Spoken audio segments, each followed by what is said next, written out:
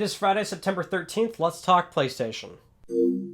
Starting off with those September PS Plus games, as a reminder, you're getting Darksiders 3 and Batman Arkham Knight. You have plenty of time to grab these games or add them to your library. Now, first up, I want to cover this real quick just because it's rather old, but if you didn't see, in the UK at game retailers specifically, Sony's doing this pretty cool initiative called the Only on PlayStation line, where they're doing a soft relaunch of 10 PS4 exclusives. Now, the games are the same, but now they just come with this very beautiful, minimalist-looking slipcover. So, whether it's Horizon, God of War, Spider-Man, Ratchet, Bloodborne, I mean, the games are the same. You're not getting anything extra inherently, but now you're just getting this very cool slipcover. And they do look great. I mean, the thing is, I'm surprised this wasn't more widespread. Based on the engagement, people love these things. And I love them too, no doubt. They look fantastic. But, yeah, only in the UK. So I hope they do more of this. I hope they try to do more territories in the future. But for now, if you are inclined, they are available on eBay at a premium. So, I mean, if you don't mind doing it, you do have options. Now, speaking of something that's only available in one territory, we go to Persona 5 The Royal in Japan, which is absolutely getting some special edition PS4 consoles. Actually, 3 designs. So a PS4 Pro is getting one, and then 2 different designs on the PS4 Slim. Now, these also look great. If you're a Persona fan, you've got to be dying for one of these, and I certainly am as well. I mean, I'm at 4 PS4s now at this point, so I don't need any more. I've already talked myself out of like 3 or 4 PS4 designs at this point, so I think I can get myself past one more, but it's going to be tough. The controllers also, we're not sure if they're sold separately. Sometimes Sony does that based on the popularity of the design, but I'd have to imagine these consoles aren't leaving Japan, so who knows if they will even offer the controller separately, but these will be released a little bit after the Royal comes out in October, and they won't actually come with the game. So these are just straight up consoles, controller, and that might be your only option really. Now, these can be imported as well through PlayAsia. Is probably going to have plenty of them, but you will have to do that if you're looking into these as well. Now, over on Twitter, Jeff Keighley tweeted out something very interesting this past week, pretty much revealing that we're going to be getting a Last of Us Part 2 media event on the 24th of September. So not that long that we really have to wait. That's 2 days before the Outbreak Day. Pretty exciting stuff because, well, we're getting a whole event for just one game. To the extent of what's going to happen there, I don't really know. I don't know if there's like a live stream or if this will just be something where it really is a media, very centered in media event where there's maybe some live blogs, or maybe you'll get the news right after the event ends and then the trailers and stuff start coming out. So we don't know to the extent of what's really going to take place here. Now, we do know that there was a GameStop managers conference not that long ago. They were shown some gameplay. We're told it wasn't that much. We were told Troy Baker was there and gave a speech. Whatever took place there probably is what we're going to get here, but more of a substantial amount because the press is going to be there, which means this information will be public after the event takes place. I would, if this was something more low-key behind closed doors, and this wouldn't be made public, basically, on Jeff Keighley's Twitter account. So this is a big deal. It's just, what are we going to get? I mean, I would have to imagine we're going to see a lot of thorough gameplay, a tighter look into the story, so maybe we'll finally see Joel for the first time, more characters, more of Ellie's relationship with some of the people that we've seen so far, but it's got to be a big deal. I would imagine this is probably the most we'll see of the game so far, and I would also hope for a release date. In fact, I'd almost say that a release date has to happen here. It just wouldn't really be appropriate anywhere else. You know what I mean? Like, we know Sony doesn't have enough to hold press conferences. They haven't been the whole year, and they're not going to moving forward. This pretty much also tells us that there's no chance of a PSX. Now, that was already kind of slipping further and further away anyway. We were still in this like zone of where they could potentially announce that they're holding it, but yeah, it just doesn't make any sense anymore, so that's kind of out the door. So for having an entire event dedicated to The Last of Us, you have to assume that this is a lot of gameplay, a lot of story, and we're getting that coveted release date, which will probably be early next year, somewhere in that range, right? Whether it's the reported February from a few months ago, or now the newly established March or May, it seems like an appropriate circumstance to do it. So when the 24th comes, we will certainly be on this channel doing a video immediately discussing what went down. Now, that may seem exciting enough, however, looks like we could be having another Sony event later this month. Over on the Reset Era forums, during the Last of Us Part 2 thread, Daniel Ahmad, well-connected industry insider and analyst, says that this is not the only Sony event we can expect. So, looks like there could be something else. As always, this is a rumor, but Daniel Ahmad having a pretty good track record, he is connected into the industry, and because of that, that's one of those things where you really have to look at.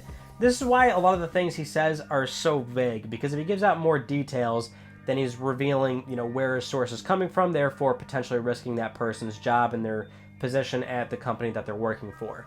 So that's why sometimes when Daniel teases something, we can look at it with a little bit of confidence, where it's like, okay, maybe this is something that's really going to happen. And, so what would it be, right? Probably a state of play. I don't think it's anything larger than that. We haven't had a state of play in a while. State of play always a perfect place to round up a decent amount of things that we can get updated on, like some PSVR content.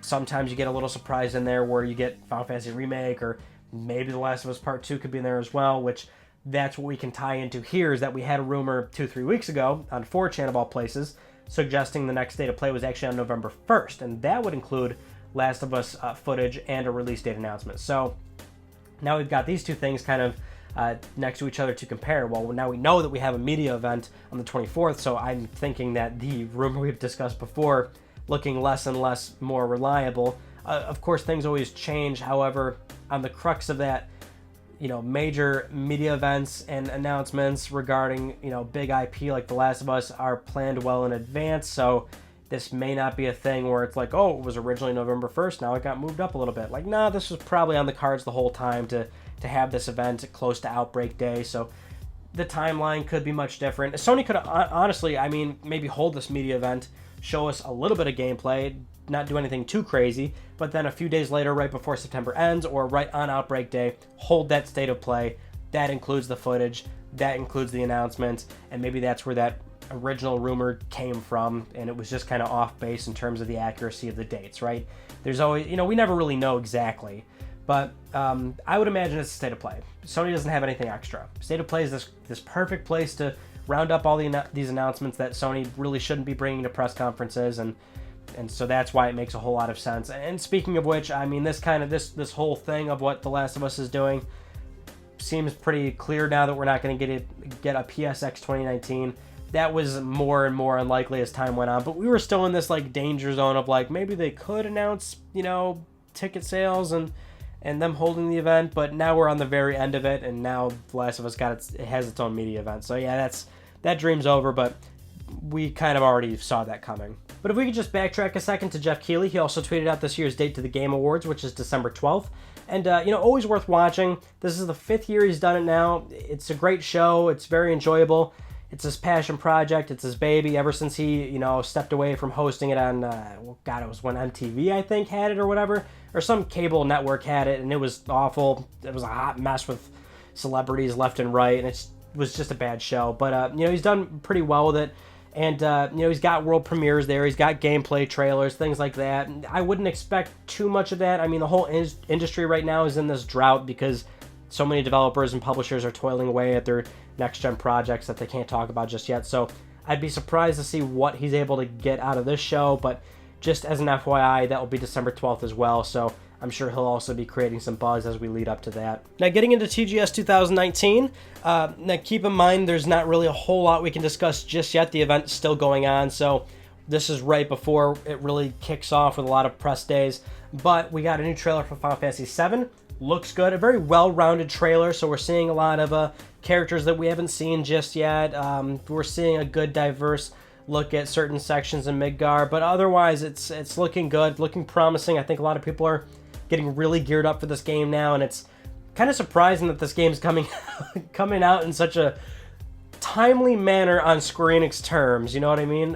When you get this constant flow of news and footage, very encouraging and borderline out of character for Square Enix. Now, Death Stranding, we finally got a look at the briefing trailer that we heard about not too long ago. A lot of the media looked at the briefing trailer, but that wasn't public just yet. But this was the trailer that actually describes the main storyline and plot of Death Stranding. And so this is about a 7.5 to 8 minute trailer, but really it's just one continuous cutscene that gives us an overarching idea of what the story is, and we've already discussed that more or less, which is this, it's this voyage across the United Cities of America, trying to connect all these different terminals together. You're trying to find Amelie, you're being pursued by the homo demons is what they call them, so very unusual there. But at the very least, it's cool to see the clip actually play out and be explained in the way that Kojima wants it to be explained. But the big deal is that there was a 50-minute look of gameplay, and this is the most substantial way that you could actually look at this game now and get a good understanding of how it's played. And so Kojima actually recommends you don't watch the footage just because of, if you don't want to see too much, or if you want to be surprised, or that's one of those things where just if you don't want to see too much of a game because you want to experience it yourself. That's advice with any game, really, so not necessarily specific to Kojima and Death Stranding, but I won't show too much of it. I won't show the exciting parts, but if you do want to see what this game's really like, if you're on the fence, if you weren't really super convinced, if you were annoyed with all the walking and whatnot, this is where you can see how the game really plays. And it's very much like Metal Gear Solid, unsurprisingly. It is still a lot of walking, but we're seeing that there's a number of ways to really traverse the landscape that's not just walking, so you can get around in a much more reasonable fashion. But we're also seeing that mixed in between the combat and running into these camps. There's a heavy amount of customization from Sam's stability and his weight management. I mean, it goes deep. There's a lot to it. The land is sprawling. It looks huge and vast, but also desolate, which is the world of Death Stranding. It's not really an uplifting story. You're trying to connect people. I think if you watch this footage and you're still not buying it, then this game definitely is not for you. I mean, 50 minutes of pretty much uncut footage is going to tell you right away if this game's for you or not. So as of right now, we've got a thorough look at story and gameplay, how they mesh together. I mean, this is it. Everything that we need to see before playing the game has been seen. Now, interestingly, Kojima did have this quote to share with the Financial Times during an interview. He said, "Death Stranding, even now, I don't understand the game. Its worldview, gameplay, they are all new. My mission is to create a genre that does not currently exist and which takes everyone by surprise. There is naturally a risk in that." This I find funny. I mean, he's joking. I mean, he knows what the game is to an extent, but he keeps talking about making a new genre, and that's the one thing we haven't seen really just yet. And I think that's the one thing where if it's there, now I don't see it. I think most people don't really see what he's talking about here, but if it is there, that's something that shouldn't be revealed until everybody's playing it. I wouldn't want him to really divulge the details about that. I'm sure he's going to, but I would rather a lot be saved behind the scenes. I would rather there be so many secrets and mechanics in the game that are held back up until the public finally gets their hands on the game. And I think he's definitely doing that, because as much as we've finally seen of the game so far, I do still think there's a lot that hasn't been told just yet. So hopefully that holds true. The other thing Kojima mentioned this week was that he's already starting his next project. Now, he's just being vocal. I mean, this just happens in the games industry. I mean, even when developers are still working on shipping the current project, there's still a very small group of people, and in this case it would certainly be Kojima, starting the very early concept stages of where they want to go next with their project. And as a guy who has probably tons of ideas always bursting at the seams, I'm sure he's already dead set on what he wants to explore next after Death Stranding. So that's what he's referring to. And moving on to a semi-Kojima related news story, PT of all things, the Silent Hills playable teaser that got canceled and PT being removed from the PlayStation Store, which still a fantastic small slice of a horror game. That thing still holds up to this day. Super atmospheric. It does what it does so well. Anyway, people are still pulling things out from this game's files and code and still learning things about the game and how it operates. And one person, Lance McDonald, over on Twitter, discovered something new about the teaser that we didn't know. He said that he hacked into the game and discovered that after you pick up the flashlight almost immediately when the game starts, the game's ghost, Lisa, spawns right behind you, and she latches onto you and follows you throughout the hallway and throughout the sequences. And that's something I totally remember, actually, in the back of my mind when I played it so many times back when it came out, and every time I've revisited afterwards, which is you can see her shadow cast forward, and you can see the proximity sound of her always crying behind you, or slightly to your right, or slightly to your left. And you can see in the footage that he extracted where he locks the camera in, so that way, even though you're moving, you can still finally see Lisa, which you normally wouldn't be able to see.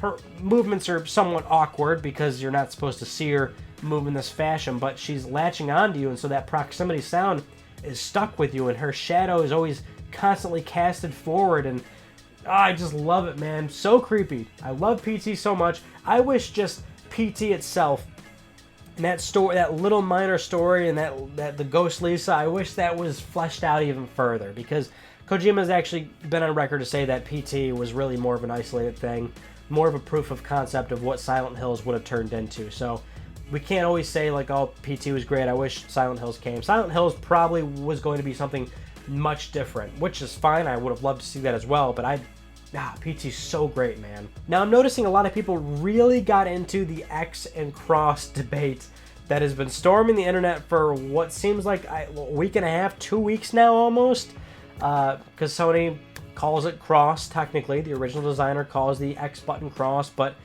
99% of gamers out there call it the X button, and it's also called the X button on Xbox, Nintendo.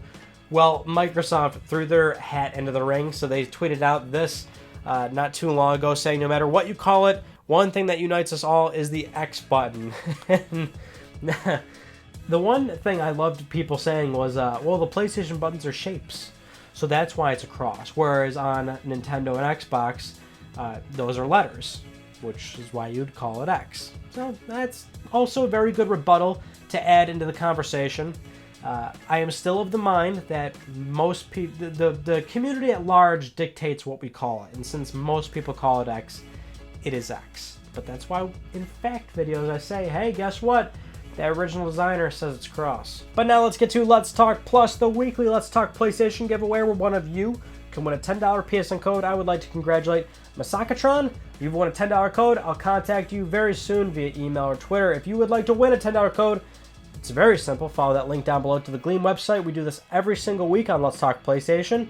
Supporting the channel in a number of ways can gain you an entry, and the winner will be announced next week. Funnily enough, last week I mentioned, hey, we hit a year of Let's Talk Plus. I gave away all this money, but not many people enter. Now, last week was the highest engagement. There's the most that people entered. It was double on average. So that's great. I'm genuinely trying to pay for your games, $10 at a time, 1 week at a time. We'll get there. It's just a slow grind. Now, those are all the news stories I want to talk about with you guys from this past week. Our Tuesday video was about some vaporware, PlayStation vaporware. So games from PS3 and PS4 that we've been waiting for such a long time for. And, well, these games aren't really canceled. And even though some of them may be canceled, there are certain scenarios where the IP holder may still explore those franchises, or we may see them get revisited in the future. Sometimes projects are put on hold, so a lot of games that are 10 plus years out and technically are still on the way. So if you want to find out about those games, you may remember some of them, I suggest you go check that out. Our upcoming Tuesday video, I don't know, you will find out Tuesday. Seems like that's a pretty common occurrence here, but you're familiar with that at this point. So that concludes this week's episode of Let's Talk PlayStation. I'm Ryan Becker. Thank you all so much for talking with me, and I will see you all next Friday.